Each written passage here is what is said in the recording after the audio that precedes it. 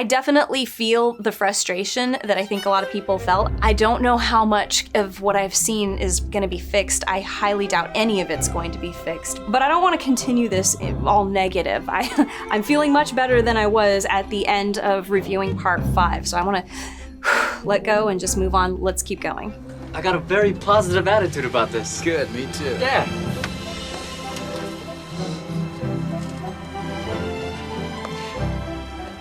Is it getting hot in here, or is it just me? Hey, this is The Sword and the Pen Reflections. It is my casual alternative to that channel. If you're here, you know the deal. This is part 6 of my critique of The Last of Us Game 2.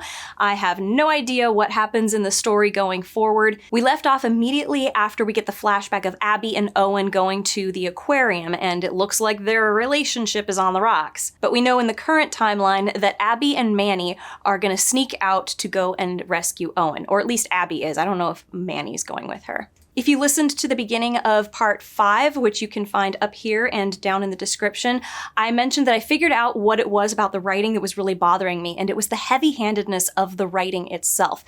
I felt like I could see that the writers were trying to be very deliberate with what they were doing, but it was coming across as so obvious. It just felt like I was being bombarded by, the writer wants you to notice this thing. That's never good. It breaks your immersion. It takes you out of it and makes you think about the message or the theme or the motif or whatever. It makes you think about those things instead of just flowing with the story and absorbing it as you are going. I also had issues with characters seemingly acting out of character, or they were breaking what appeared to be, this is their thread. This seems to be like what they do, what they think, what they believe. For instance, Mel being the one who wanted to kill Ellie and Tommy, and then we flash forward and find out actually she was really disturbed by what happened in Jackson. She didn't like killing Joel, and apparently she loves killing scars, but she's also not into killing. It didn't make much sense. And then I had big issues with Abby's father, and yeah. Anyway, you get the idea. Let's just jump right into it. Please like, subscribe, and comment, even if it's just with an emoji. It's a free way for you to support this channel. Or if you're feeling super generous, check out my Patreon, Ko-fi, or hit the money heart thanks button down below. Remember that you can become a subscriber, you can leave a one-time tip, and I really appreciate anything. That's it, let's go. Right away, we can see that Abby and Manny are on their way to go and find Owen. And as they're going, Abby makes a comment that really surprised me.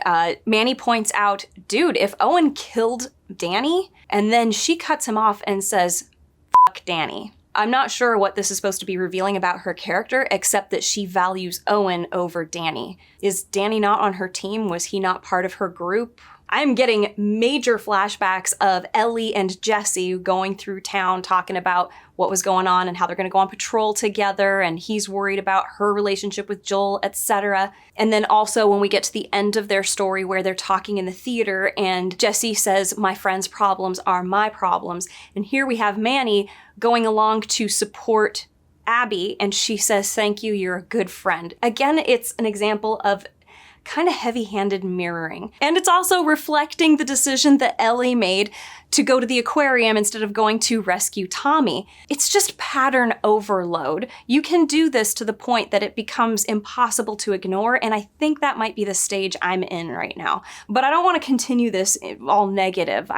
I'm feeling much better than I was at the end of reviewing part 5, so I want to let go and just move on. Let's keep going. There's also a lot of reflection on this being Abby going off to save Owen, which is what we didn't see Ellie doing, going off to save Tommy. She chose to go to the aquarium and get revenge, but it's very similar, but it doesn't quite reflect the decision that was made, because she's not off to go and commit revenge somewhere. She doesn't have some alternative option other than to just stay and follow orders.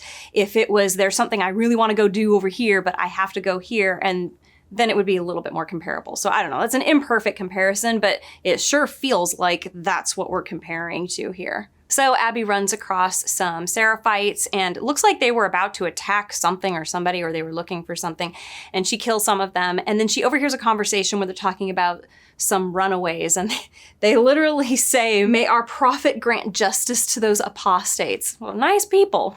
Anyway, she's just going through this building killing a whole bunch of guys, and we do get a little bit more overheard from some of the Seraphites what their philosophy is. So they come across, I guess, a place where narcotics were being made, and they're against narcotics. And one of them says, man, I can't believe people before the cataclysm, which I'm guessing is the pandemic that turned everybody into zombies, that they would do this sort of thing. And the other one reminds them, well, they didn't know about the prophet and her wisdom before the cataclysm.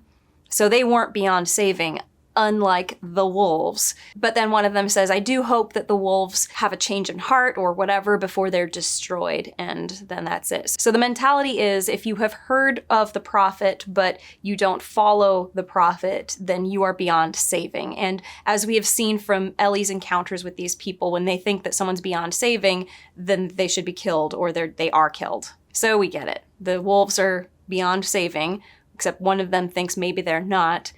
I don't know. Whatever. Anyway, keep going.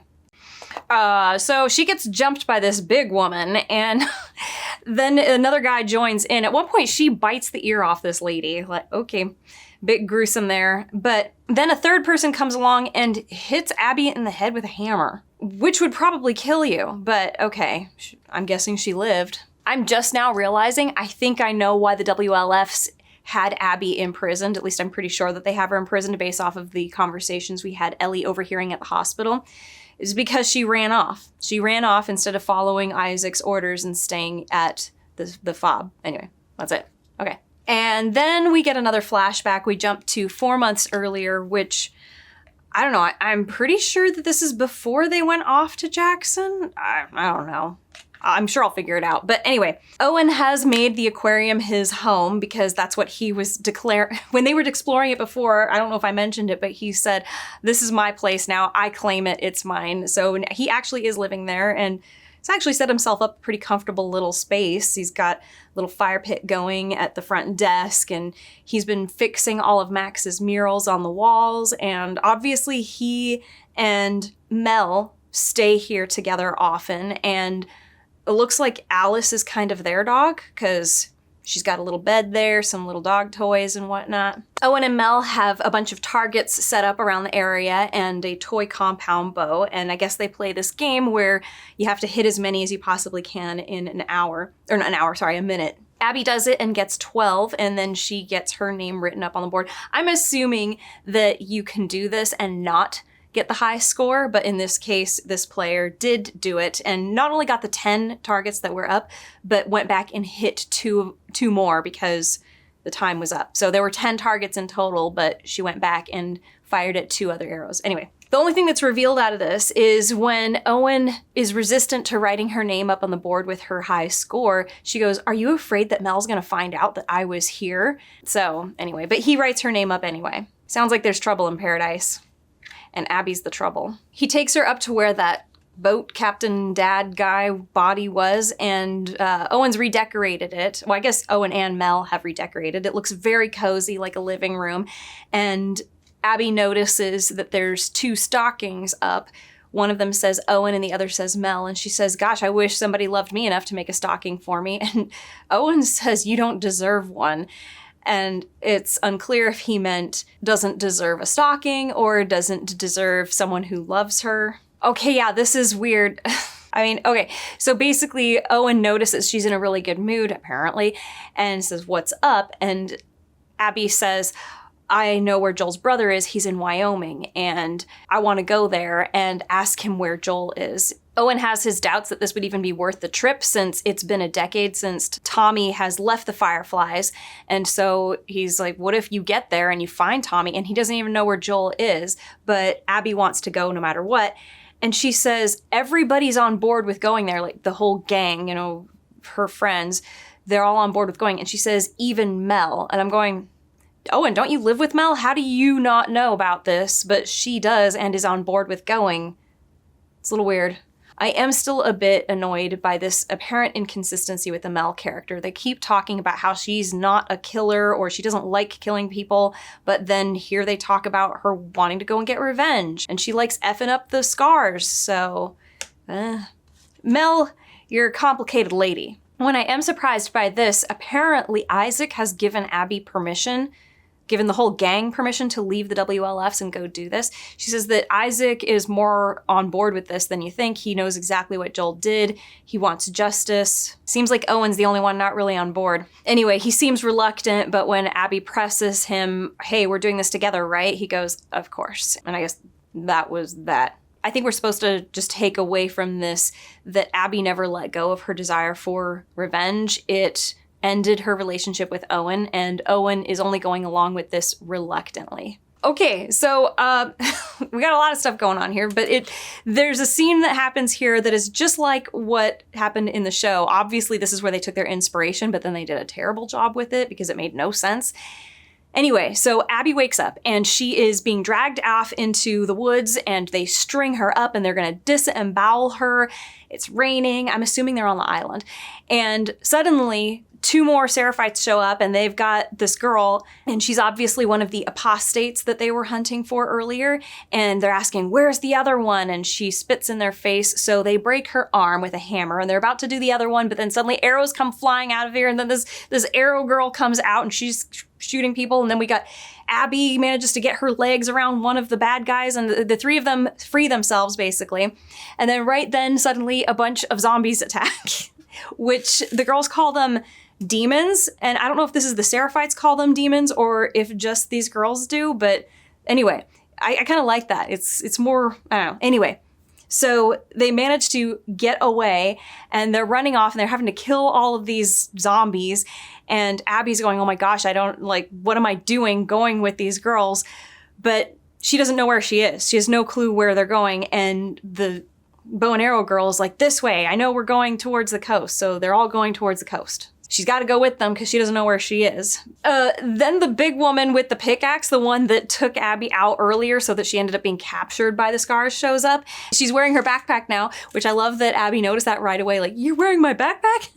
Anyway, so she fights with the big woman and the big woman has a pickaxe. Abby has nothing, but she beats her and then gets the pickaxe away from her, kills her. Anyway, no matter what, this is all so much more exciting than the stuff that happened in the show. The stuff that happened in the show, I was so annoyed by how unrealistic just Ellie arriving on the island was. I did not care about anything. I was laughing at her getting strung up. So this is far more exciting. Things happened that were, nice and coincidental, but that's fine. That's what happens in stories. If it happens too often, then you're pushing it. But she just happens to be there when this apostate shows up, and then the other apostate was there to save the day, and now they all escape together, so now they're all working together. I like this. This is good. I mean, I'm still not super invested in Abby and what her situation is, but I'm at least enjoying this adventure, so that's a good thing. They run into a building, and Abby says, hey, get some supplies, and we get a little bit of information about the things that the Seraphites believe, or at least what these apostates believe. So they won't touch stuff that's old world, and that includes medication, I guess, because that was the thing that Abby was saying you should look for since, broken arm girl has a broken arm and she'll be basically useless, especially if she's fainting from pain. They don't know what puns are, and then she asked them, why were they coming after you? Oh, and they call themselves Seraphites, which, maybe in the game this is the first time you hear that they call themselves Seraphites and not Scars, because we've only been hearing from the WLFs what they call them. I don't know. Anyway, I can't remember if they've used the term Seraphites before. I remember it from the show because they say it immediately when we are first introduced to them. But she asked why were they after you? And they're like, because I shaved my head. Well, bow and arrow girl shaved her head. So I guess they're not allowed to cut their hair either. So they're still running. At one point, Abby gets separated from the others and she's fighting off all these clickers. And then there's those big ones with the big old growths on their heads. I cannot remember what those ones are called, but they're like bloaters, but not bloaters anyway. And then she ends up having to carry Broken Arm Girl, and yeah, I'm actually really liking that we've got 3 very different kinds of people that are all now having to work as a team. You've got Broken Arm Girl, you've got Legolas Girl, and then you've got the Muscle Girl. It's so you'll notice that in a lot of ensemble shows, the personalities are very different, but also their skill levels and things that they have. This is true in D&D parties too. I have not played D&D, so I can't really comment a whole lot on it. But when I want to give examples to people that most people have seen, I say, think about Star Trek. In Star Trek, you have the crew, but each person is a very unique person, not only in their personality, but also in what their skill set is and what they're, what they do when you come across a situation. If there's an emergency and you don't know what you're gonna do, who's gonna lift this giant boulder? Well, quick, get Data over here to lift it and move it, because he's, an android, so he would be able to move it. And then, oh no, this person's hurt. Quick, get the doctor to come in here. Stuff like this. And then you got Deanna Troi comes over and, it's gonna be okay. And I know you're anxious. Everybody's got a different role, and they participate in the adventure together, all from their different angles. And it's always interesting to watch or to read, or in this case to play. I'm sure it was really fun. I wonder if you get to jump around from different characters. Like, do you get to play the bow and arrow girl or the broken arm girl? I mean, broken arm girl would be kind of boring because she can't really do anything, but bow and arrow girl would be cool because then you can just shoot people. That'd be fun. I wonder if that's why they had you practicing earlier. So Abby, when she was with Owen in the aquarium and she was doing the target thing, that's kind of fun. I haven't noticed if you can play as bow and arrow girl, but we'll see. Abby carries Broken Arm Girl into a building and it seems to be safe, so she lays her on a couch, and she seems to have some sort of the Broken Arm Girl is a medic of some kind or has medical training or knowledge or something, and says it just needs to be set. Her arm does not look good. But anyway, Abby is like, okay, I'll help you, and she cracks the bones back into place. Anyway, and then she gets a table leg or a chair leg and ties up the arm. And so she introduces herself. I'm Abby. Actually, they ask for her name.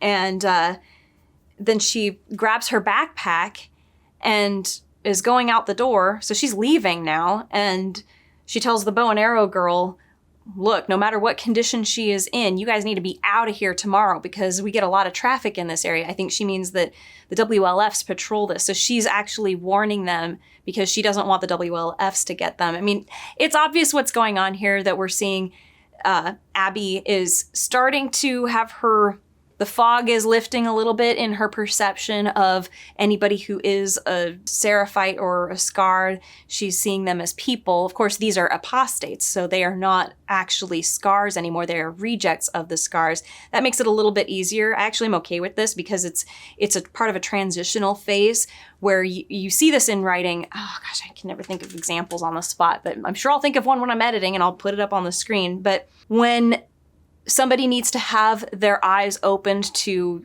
I shouldn't be prejudiced against this group, then what you do is you meet somebody who is a reject of that group first, somebody who has separated themselves in your eyes from them, but you can also kind of see how, well, wait a minute, I thought that they were lost forever, which is kind of like what we had earlier, where the other Seraphites were saying, oh, the WLFs, they can never be redeemed or whatever. Anyway, you get the idea, I think. But the transitional opening of the eyes typically happens with somebody connecting with somebody who is not part of the group anymore or is somehow a reject of the group or an outcast.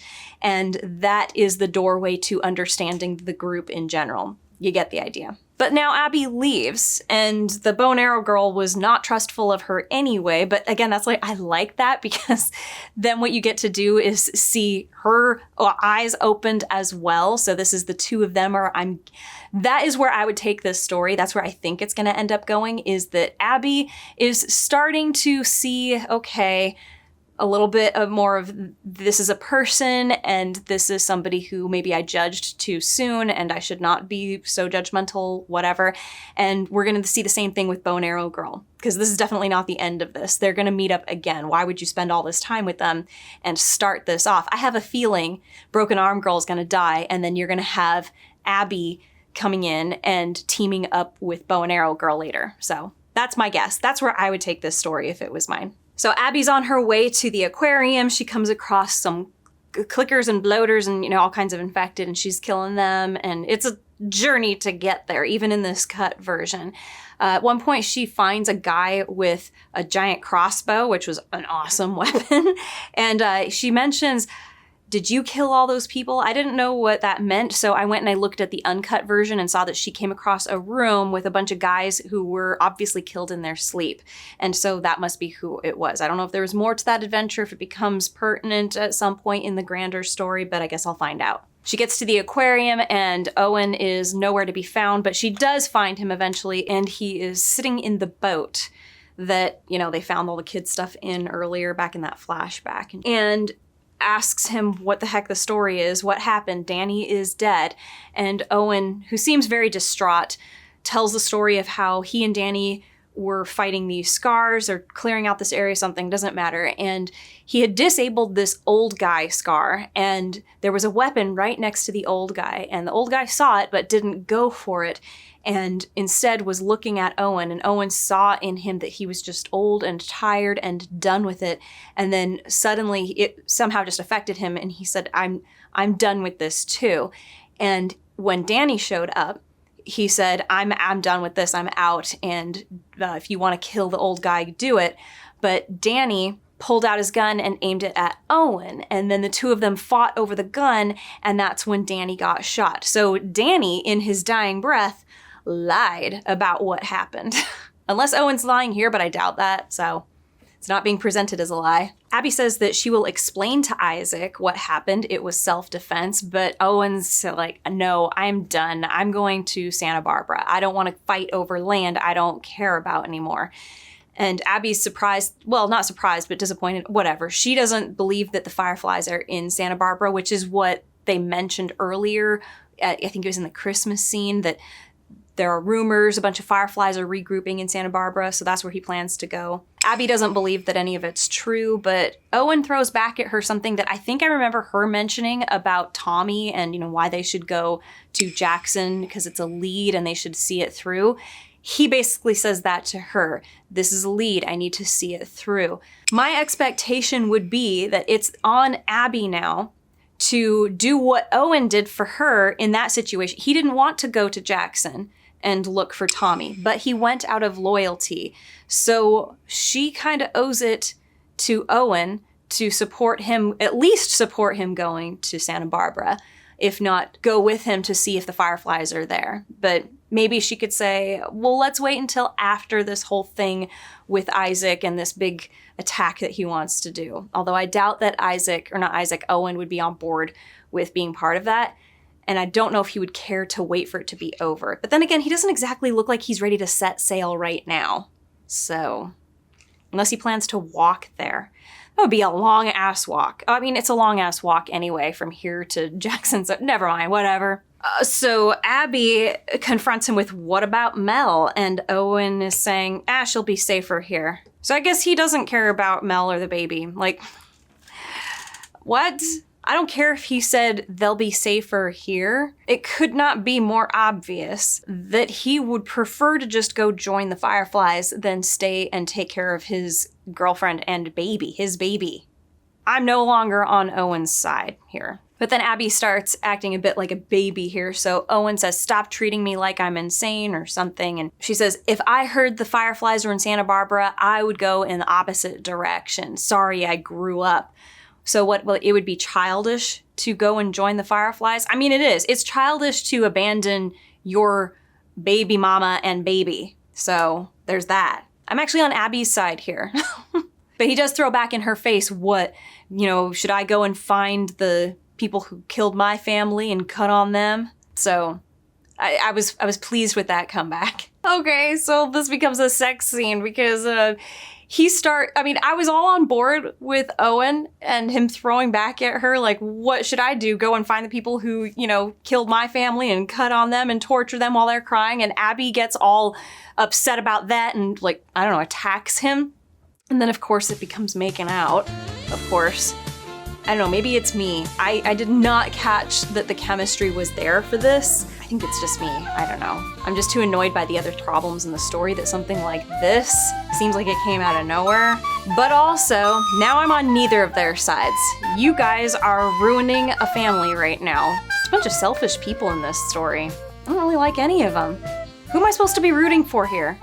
please like, subscribe, and comment, even if it's just with an emoji. It's a free way for you to support the channel, and for me, it might bring in some money from all the commercials they keep putting on my videos. Or if you're feeling super generous, check out my Patreon or Ko-fi. I've got links in the description. Or you can hit the money heart thanks button down below. Now, let's get back to it. And then there's a dream sequence I'm kind of confused about. So, okay, I get it, is she's dreaming about going into the surgery room again, but she gets in there and sees two bodies hanging from the ceiling instead of the, real crime scene. One of them appears to be Bow and Arrow Girl, and the other one appears to be herself, and they have been strung up as if by the scars and disemboweled. I'm so confused. I mean, I think it's herself. It's hard to, it looks just like her. I don't know. I can't tell who it is. I'm so distracted by the fact that they're banging, and now Mel and the baby are screwed. They were screwed no matter what because Owen was abandoning them. And oh my gosh, I don't care about these people at all at this point. So Abby goes, well, she feels her neck, and then she says, those effing kids. She's thinking about the two kids that she left over, in the building and told them to clear out by the next day. And then we jump to the next day, and she's on her way to go and find them, which I guess I'm on board with that. I mean, at least she's gonna do something good. I don't know, she's gonna have to save a lot of cats for me to be okay with her ruining the family and still not being able to see that, whatever, I don't care. I'm kind of past the point of caring. And I don't care about Owen. I hope he drowns trying to find Santa Barbara. I was on board with him until he was like, well, I'm gonna go do my own thing. I don't really feel like being a dad. She sneaks over to the building where the two kids were at, and Broken Arm Girl is not doing well. She's obviously got a fever. So Abby picks her up, and Bow and Arrow Girl's like, where are you taking her? And Abby says, I'm giving her a chance or something. Anyway, so she takes her back to the aquarium. Mel is there now. How did she get there? What? What is going on here? I'm confused. So Abby sneaks off to go to Owen. She encounters the kids. She gets captured, encounters the kids, and then goes to Owen, who's on the boat, kind of sulky, saying, I'm gonna abandon my baby mama and baby. And then they bang, and then Abby goes off to the kids to rescue them and brings them back to the aquarium. Owen is there, and now Mel is there. How did Mel get here? She was just shot in the shoulder, wasn't she? Yes, she was. And she was back at the hospital at the FOB, and it took Abby a huge amount of effort to get to the aquarium. But now Mel, pregnant Mel, injured pregnant Mel is here. What is going on? Did I miss a day? I don't think so. Let me check the long footage. No, I didn't miss a day. What is going on with this time? What? There's no way this is actually how it goes. What? I'm so confused. So Mel, being the medic, says, let's take Broken Arm Girl to the table, and she examines her and says her arm's gotta go. It's gonna turn gangrenous and she's gonna die. So they realize they don't have any of the supplies that they're going to need in order to amputate her arm. That's when Mel makes a list, hand it to Abby, and Abby says, I'm gonna go and get the supplies. But the hospital is a full day trip away. And then Bow and Arrow Girl says, what if I can take you there in 2 hours? A bit convenient, but okay, it's fine. She says that there's these ramps or bridges or something that the Scars have built that are up high, and that's how they get around without being caught in the flooding or being caught by the WLFs. So that's the route that they're going to take. Owen goes running after Abby, and before she leaves, he wants to talk to her privately, but you got Bow and Arrow Girl there, so she's like, just tell me whatever it is you want to say. And he says, well, I'm sorry, Mel just showed up out of nowhere. Yeah, she did. It's so weird. It is so weird. But okay, fine.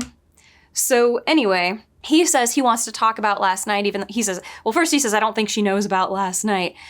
And Abby goes, I don't care about last night. And Owen's like, well, I do. Owen is just making himself more and more unlikable every second. It is slightly off that Owen wouldn't have any kind of sympathy for what Abby is thinking with going and helping these girls, because he refused to kill a Scar when he saw that this old guy's just tired, doesn't want to fight anymore, and then he goes, I'm out of this too. I don't want to do this anymore either.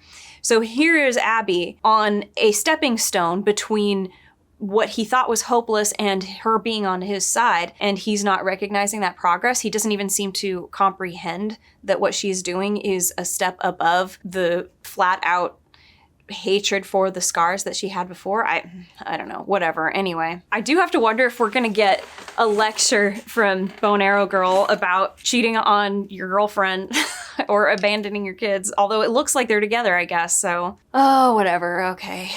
So Abby and Lev, that's Bow and Arrow Girl, are on their way to find these sky bridges, and we're getting a little bit of Lev's personality, which is kind of reminding me a smidge of Ellie, just a bit. She doesn't like dogs. Other than that, she seems confident in herself and she doesn't seem to need any help, but she does actually contribute to this team. So apart from the fact that we know she's a great marksman, Abby at one point is trying to bust down a door to get into a building, and Lev sneaks around the back and unlocks the door for her. So it's very much like the Joel and Ellie dynamic. In this case, Abby is Joel. So apparently Lev is a boy. I thought he was a girl. How old is he supposed to be? Like 10? He looks way too big to be 10. This is definitely a woman's voice for Lev, and that was a bad decision. You should have used a real boy. Anyway, so we get a little bit more of the world building. Abby is asking, why did you really get kicked out? And Lev says, well, I told you the truth. It was because I shaved my head. I broke one of the rules. And, they're very strict about the rules. And Abby comments on how, oh, you seem like a rule breaker. That's very punk rock of you. And anyway, that's basically it. They're very, very strict about the rules in the Seraphite cult. There's one part where Lev jumps to a pillar and then from the pillar to another side of a bridge. That was impressive. But yeah, Abby can't do that. And so she's like, dude, I can't do that. And she has to take the long way around. That was cool. I like that. I like that we have a very interesting dynamic here where you've got the big bulky muscle and then you have this like spry little springy kid. This is cool. Oh, this is weird. So they get jumped by some Seraphites who are like, it's the apostates. And they think that Abby is Lily. This is weird. Seems funny that they would mistake Abby for Lily. I mean, she's got a pretty distinct physique. Oh, so we get some more of the world building here. They come across a mural and an altar to the prophet, and while Lev is praying, Abby goes, I wonder if your prophet knew what she was starting back in the day or whatever, and Lev says, she saved dozens of people in ways no one can explain. And Abby goes, she blew up trucks and killed some soldiers. Not that hard to explain. And Lev says, have you read her writings? And Abby says, skimmed some. And Lev goes, well, you would benefit from it. And Abby's like, whatever. It's definitely a cult, though. They climb up onto the roof of this building and overhear a very weird conversation where apparently some couple has lost their son, and then they talk about how the elders are giving us another child. So I don't know, I guess the community, just when somebody dies, they bestow children. I don't know. It's interesting. So they climb up in this skyscraper and they have to kill a bunch of Seraphites, and I'm going, they don't notice their own guys disappearing, but okay, whatever, it doesn't matter. But then they get on an elevator and they're going up this elevator. Abby is freaking out. And I really like what Lev says. Lev is going, think about all the good things about fear. You're hyper aware, you're gonna run faster, all this stuff that's going on with your body because of the fear is actually you being stronger. It's like your body's getting ready for what's about to happen. I like that.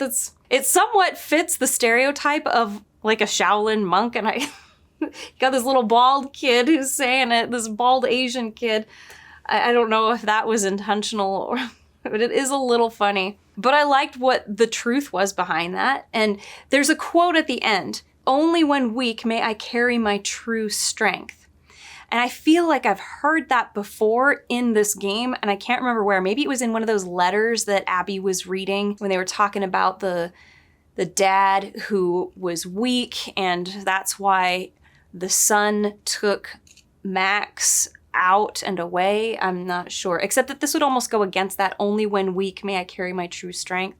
I don't know. I know I read that somewhere, and I think it was in a letter, but anyway. I'm glad that Abby asks this next question. She says, I thought you guys were against electricity and all this old world stuff. I was wondering that too, the technology thing, but Lev says that there are exceptions, and especially for soldiers. Abby then points out the hypocrisy of that, going, oh, that's convenient. Then she comes across a letter or a note that says, pass along, the truce is over. They ambush one of our groups. We need to show our strength. Gather a handful of your strongest soldiers and go deep into their territory.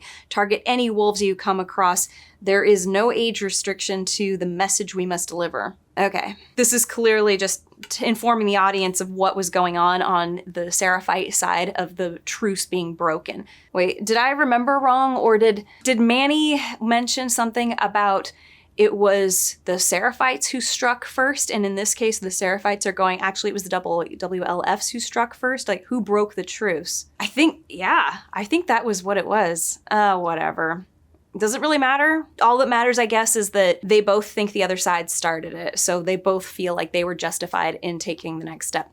This is why it wasn't really thought out, this truce, because there should have been a procedure for what do you do when somebody breaks the truce, and what degree of break should be met with what punishment. So, and it should be definitely dealt with by both sides, as in, a Seraphite kills a WLF. Well, the Seraphite elders and the WLF elders or leaders or whatever, they should get together and say, yep, we are against that. This Seraphite needs to be executed. And then everybody's happy because it was a joint decision. We're not going to put up with this. It gets dealt with that way. And then have different punishments for each kind, each degree of transgression. Is it just me, or do my hands just feel really soft today? It must be just me because I'm the only one touching my hands. It's all the extra water I've been drinking. And wetness is the essence of beauty. They're crossing the sky bridges and they do not seem safe at all. Abby is not excited about it, and Lev is like, hey, how you doing back there, whatever, and Abby goes, I'm just working on that strength in weakness thing. And then Lev says cold, and Abby corrects cool, and Lev's like, what? That was cute. I like that. That was cute. Oh, then it gets worse. So the path becomes less like a bridge and more like a plank that you walk across.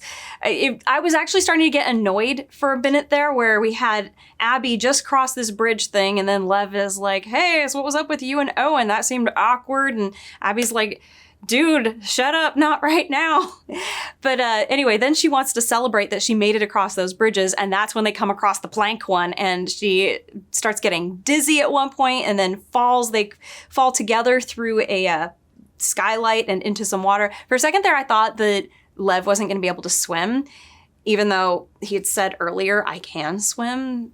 So, I don't know, but he can swim. I don't know if I'm supposed to notice something, but there's this kind of odd moment where they've landed in some water. It's a pool in this building, and they climb out, and Abby lays on her backpack on her back, and we've got Lev standing over her, and Lev is like, you okay? And Abby's like, let me just have a moment. I don't know if this is supposed to be a continuation or a conclusion of her walking across those bridges facing her fear thing. It seemed like a very deliberate pause, and I'm not sure if I missed something, but anyway, we're gonna keep going. Lev doesn't know where they are or how to get through this building, so we're gonna have another adventure. They come across a door where it's pretty clear there's spores on the other side, and Lev doesn't have a gas mask, so Abby says, all right, I'm gonna go in and I'm gonna see if I can find one for you.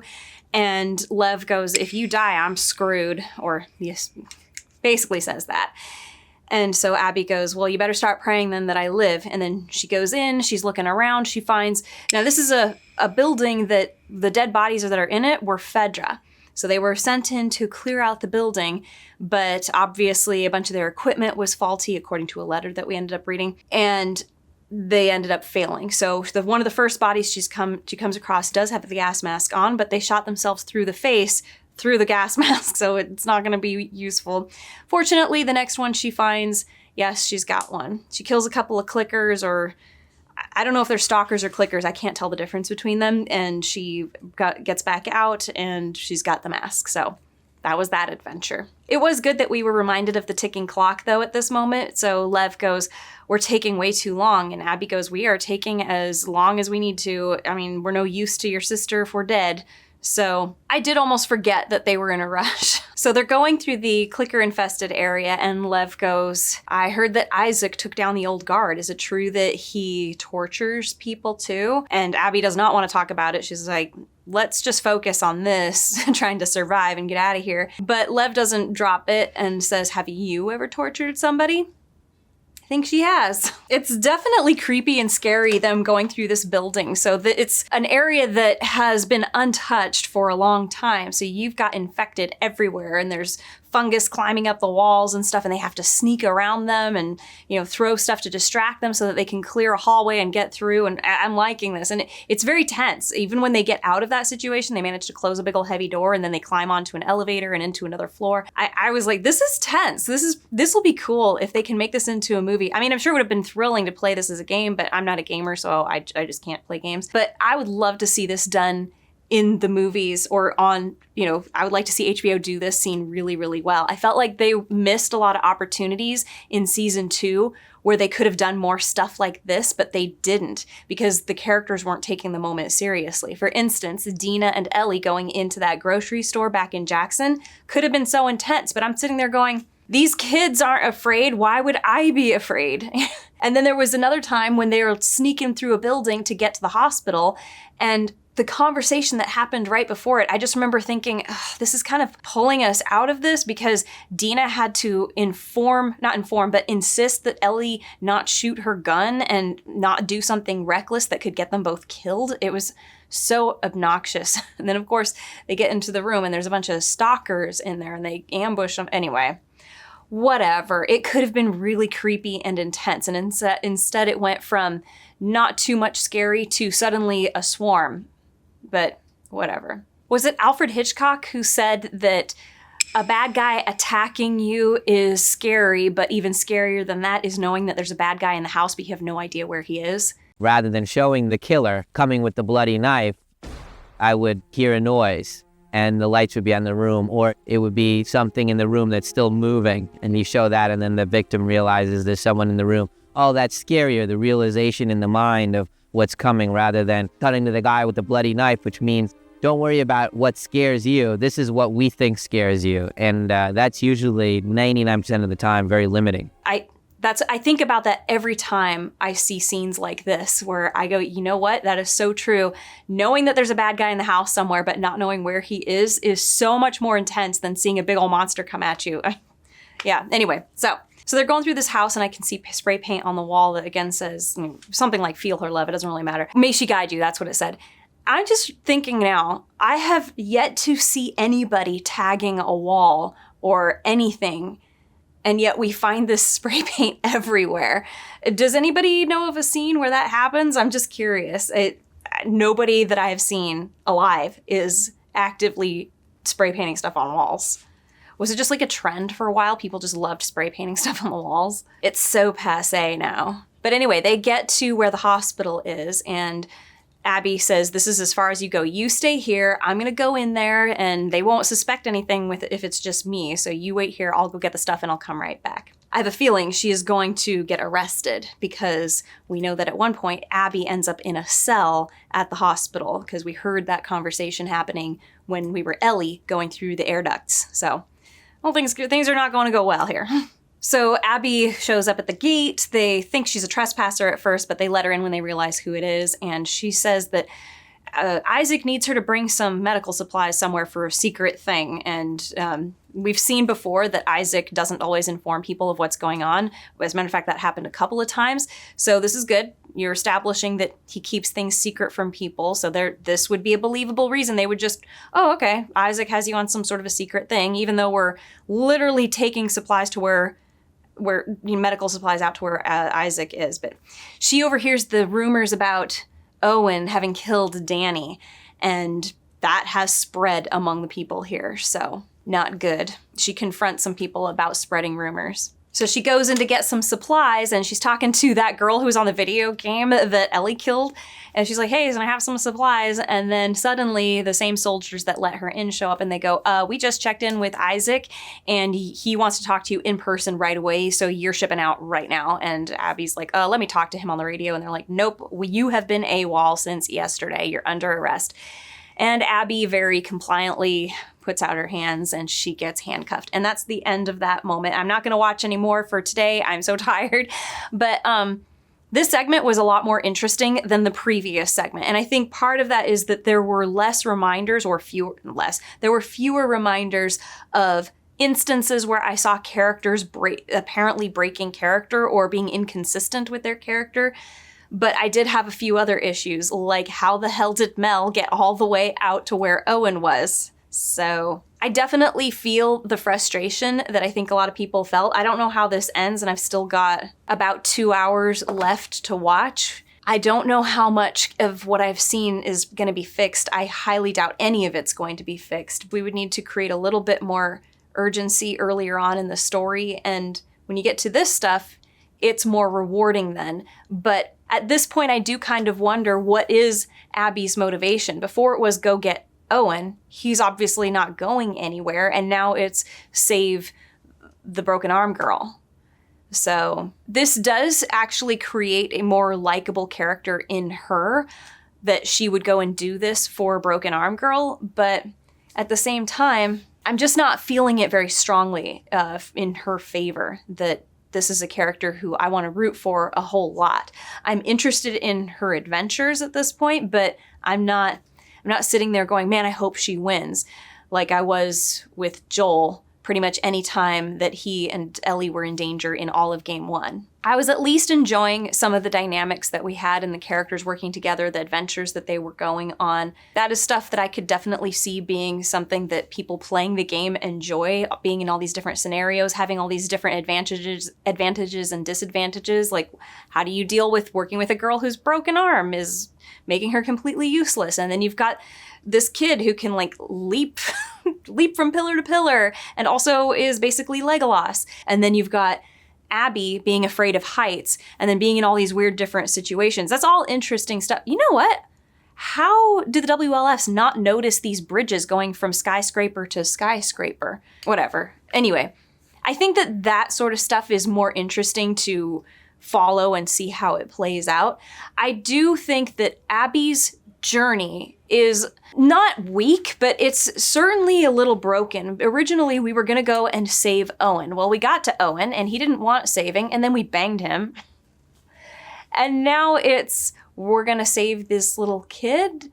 Well, the sister, broken arm girl. It's not really a connected tension. We've shifted the attention. So we went from go to save Owen to now it's go and get medicine to save broken arm girl.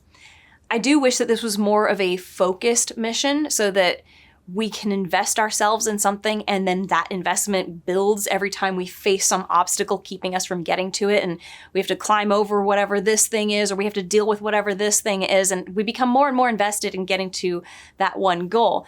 Well, we got to Owen, doesn't want rescuing, then we banged him, like I said, and ruined a family, and we're keeping that a secret. Oh my gosh, it's not a likable thing to do. Then we're switching focus over to Broken Arm Girl. So now it's about saving Broken Arm Girl. And I honestly don't care a whole lot about Broken Arm Girl, except that Broken Arm Girl is a kid and it's Lev's sister and Lev is funny. So I don't know. It's a disjointed plot so far. And that is definitely hurting the pacing because I'm kind of going like, hurry up, let's go. And it does help that we had all of Ellie's experiences before and we can kind of go, oh, I know what's coming next. For instance, her going to the hospital, I didn't really think I would have much tension in that moment, but I kept on going, Abby is going to get caught here. So that added to me anticipating what was going to happen in her hospital, get the supplies stuff. Whereas if I didn't have that before, I probably wouldn't have had any tension there whatsoever. So it's always good to raise tension in appropriate places. But anyway, that's it. I don't have much more to say because we got 2 hours left in this game before it's over, at least from the edit I'm watching. I don't know what else is going to happen in the rest of it, but I guess we will find out. So that's it. Please like, subscribe, and comment, even if it's just with an emoji. It is totally free for you, and for me, it might help boost this video in the algorithm. Otherwise, if you have the means and you're feeling generous, check out my Patreon, Ko-fi, and hit the money heart thanks button down below. Or hit the money heart thanks button down below. That's it. Be good to yourself.